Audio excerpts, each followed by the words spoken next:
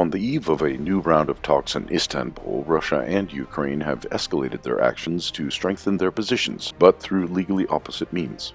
In May of 2025, the Russian army liberated over 580 square kilometers of territory in Ukraine, marking the most significant advance since November of 2024.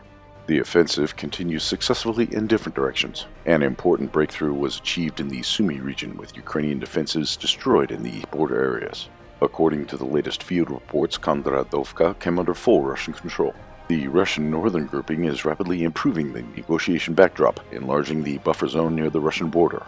Impotent on the battlefield, Kiev responded to Russian victories with terrorist attacks, each of which only reinforces Moscow's resolve to achieve a decisive victory over their distraught neighbor. On the eve of the Istanbul talks, Ukrainian terrorists undermined railway tracks in the Bryansk and Kursk regions, causing civilian casualties in horrific train incidents. At the same time, the Ukrainian so-called spiderweb operation targeted Russian strategic nuclear aviation. Kiev claimed that the operation was planned for over a year. Drones attacked airfields in the Murmansk and Irkutsk regions, with failed attempts in the Ryazan, Ivanovo, and Amur regions. The strikes mainly damaged Tu-95 MS bombers. While the loss is significant, preliminary estimations indicate that it does not critically impact Russia's nuclear deterrent capabilities. Regardless of the damage caused, the attack on Russia's nuclear triad had mainly political and media goals.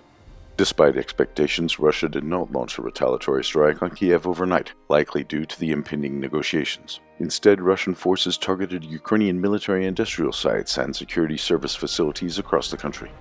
The negotiations themselves appear to be stalled. Ukraine submitted a memorandum reiterating unrealistic demands, no restrictions on NATO integration, Russian reparations, and non-recognition of the new territories.